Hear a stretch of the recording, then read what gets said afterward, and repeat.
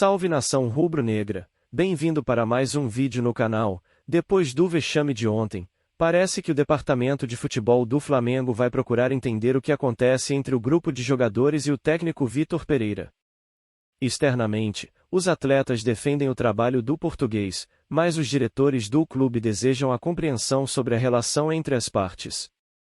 Mudando de assunto, vamos assistir às análises do Chico Garcia sobre a situação que o Flamengo se encontra. Ele também falou do Dorival e do Vitor Pereira, que já perdeu 3 títulos, com uma atuação muito ruim do time do Flamengo. Já foram 2 meses de Vitor Pereira à frente do Flamengo, e até agora não é possível ver um padrão de jogo. Não esquecem de dar aquela moral se inscrevendo e curtindo para ajudar no crescimento do canal. E vamos ao vídeo. O futebol. O Flamengo conseguiu criar um problema para si próprio. Tava tudo certinho, tava tudo tranquilo. Campeão da Copa do Brasil, campeão da Libertadores. E o mais curioso, esses títulos, eles credenciavam o Flamengo às disputas de títulos nessa temporada. E o técnico campeão dos títulos que potencializou isso, que permitiu isso, não teve a oportunidade de comandar o Flamengo nessas disputas, que só levaram o Flamengo para lá por conta dos títulos conquistados no ano passado. É um negócio inacreditável. O Flamengo só teve a possibilidade de disputar a Supercopa porque foi campeão da Copa do Brasil. Só teve a possibilidade de ir ao Mundial, fazer o fiasco que fez, mas só teve a possibilidade de ir porque venceu a Libertadores, assim como a Recopa Sul-Americana. E aí chega o Vitor Pereira, inventado pela diretoria rubro-negra, para disputar títulos que ele nada fez para que o clube chegasse até ali. Vocês conseguem entender? O Dorival Júnior, que conquistou os títulos, que credenciou o time para disputar outros títulos esse ano, não teve a chance. Não teve a chance de comandar o time. Aí vem um outro técnico que vai lá e pega de bandeja. Eu vou ser campeão aqui, ó, da Supercopa, um joguinho só, já sai o campeão. Depois o Mundial, sem ter ganho a Libertadores. Mas quem ganhou a Libertadores não estava mais no clube. Chega o Vitor Pereira e, bom, agora Mundial de Clubes, vou jogar com o Real Madrid. Real Madrid pode esperar, a tua hora vai chegar. Não passa da semi, para no Al Hilal. E aí na Recopa Sul-Americana, mais um caneco, né? Aquela coisa toda, mais uma chance. 2 joguinhos. Perde um jogo, vence o outro, sem jogar um futebol brilhante que caracterizou esse time nos últimos anos e perde nas penalidades diante de 71.411 pessoas. Recorde do Maracanã após reforma para a Copa do Mundo. Recorde absoluto. Normalmente esses recordes de público ocorrem em derrotas, né? Vocês já perceberam isso? Isso é comum nos estádios. Dá uma zica danada, né? Recorde de público. Mas enfim, voltando para o jogo. O que mais me espanta não é nem esse aspecto que a gente pode colocar como algo, digamos assim, até do futebol, né? Do cara que troca um clube pelo outro, fez juras de amor para o Corinthians, aceitou a proposta do Flamengo pela possibilidade de disputar títulos, disse ele, e ele perde todas as disputas que ele participou. Não é só isso. Não é só isso, gente. É que o time do Flamengo não está jogando nada. Nada. Ele não conseguiu conseguir nada nesse time do Flamengo. Porque os caras ainda têm a falácia, os caras ainda têm a falsa ideia de que esse time do Flamengo qualquer treinador faz jogar. O meu ídolo, Renato Gaúcho, dizia isso. Me dá um time de 200 milhões aí que eu sou campeão. Porque ele pensava também que chegar no Flamengo era muito simples ser campeão. Não é. Ele não foi. O Paulo Sousa não conseguiu. O Renato Gaúcho não conseguiu. O Domenech Torrent não conseguiu. E o Vitor Pereira também não está conseguindo. Porque não é. Às vezes, fazer o simples é mais complicado.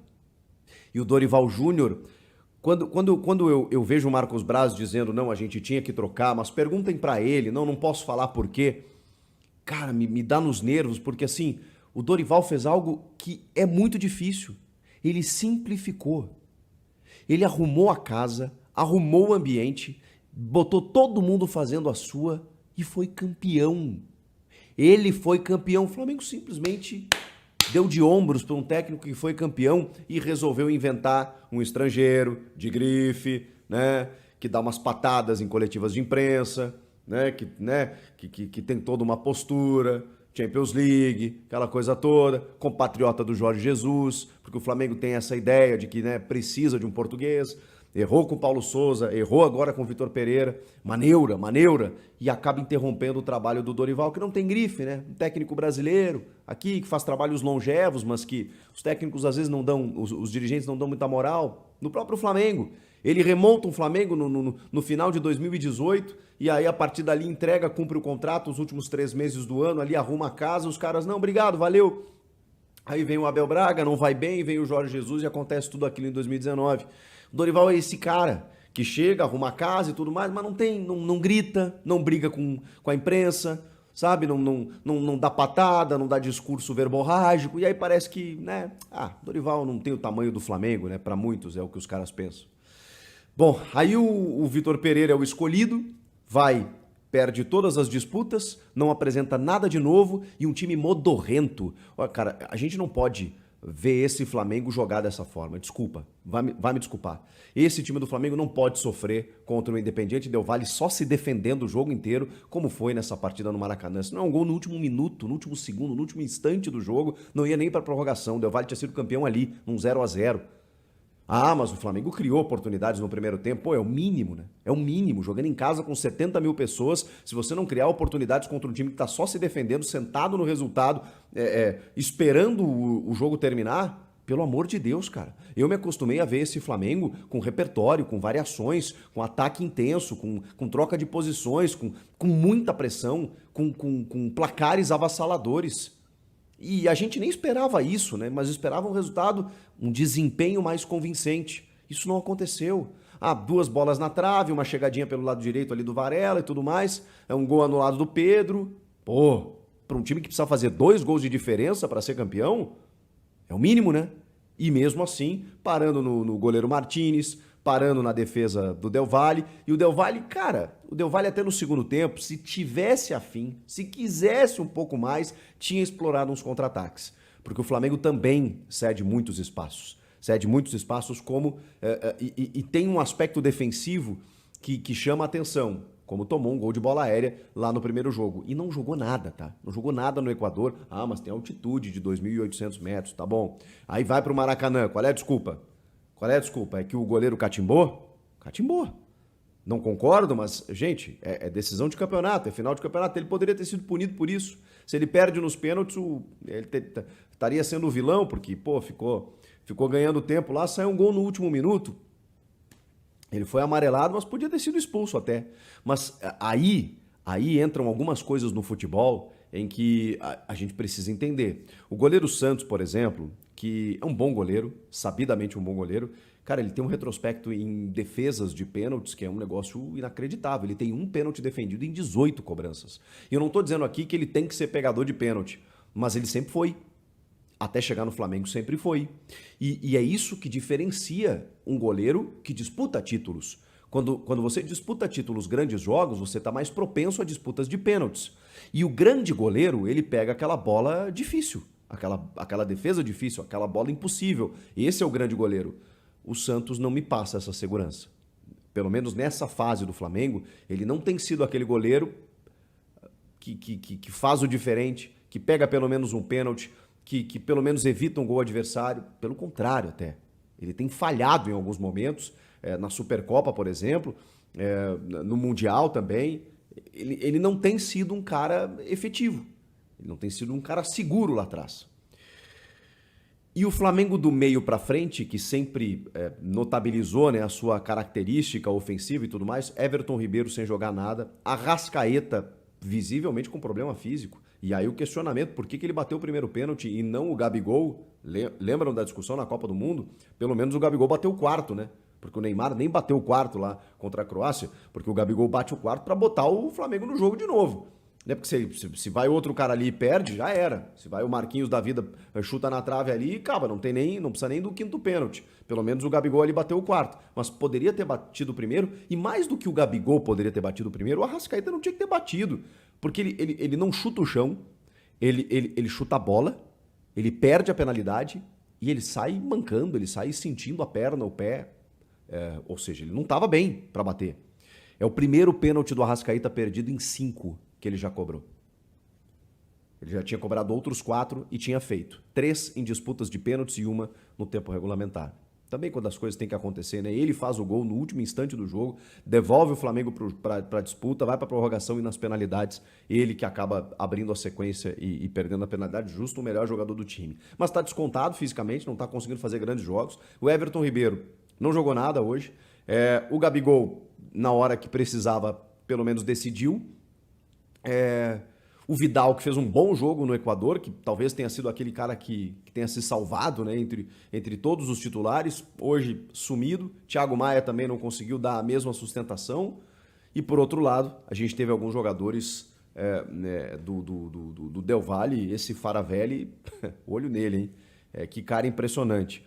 O Arrascaeta cobra o primeiro, aí depois o Davi Luiz, o Cebolinha, o Gerson e o Gabigol convertem. Pelo lado do Del Valle, o Faravelli o primeiro, o Royos, que golaço, hein? Dá um saltinho, pum, chuta na gaveta, deslocando o Santos. Previtali, o Schunk, que eu levei medo, né? Zagueirão, uma cara de grosso, foi lá, cobrou no meio do gol. E o Landassuri, que já jogou no futebol brasileiro, no Fortaleza, foi lá, bateu o pênalti e saiu aqui, ó. Beleza? Campeão. É isso aí. É o primeiro título inédito do Independiente Del Valle, campeão da Sul-Americana, campeão da Recopa, um time que faz história no Equador, pelo que vem conquistando no continente, como é que eles chamam, né? O vencedor de gigantes, né? O batedor de gigantes, uma coisa assim. Mas enfim, o Flamengo teve um destaque que foi o Matheus Gonçalves, de 17 anos. Eu até estranhei quando o Vitor Pereira começou a fazer as trocas. Eu falei, Matheus Gonçalves, essa é a resposta dele. Depois ele botou o Mateuzão, depois ele botou o Cebolinha, também entrou bem. E o Marinho entrou de lateral esquerdo no lugar do Ayrton Lucas, porque ali, né, o time estava numa pressão danada no finalzinho da prorrogação. O Cebolinha buscou as ações, fez a sua parte, converteu o pênalti, caiu pelos lados do campo, tentou a sua jogada individual, participou do gol do Arrascaeta. Cebolinha talvez tenha sido o melhor jogador do time.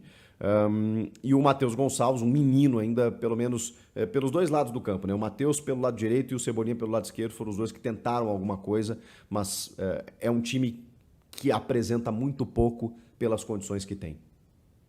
Pela possibilidade que tem, o Flamengo não entrega nada. E o Vitor Pereira... mas é pouco tempo para ele poder colocar a cara dele. A diretoria não sabia disso? E não sabia que teria 3 disputas já em 2 meses? Nós estamos começando março e ele já perdeu 3 títulos. E no Mundial não chegou nem na final. A diretoria não sabia disso?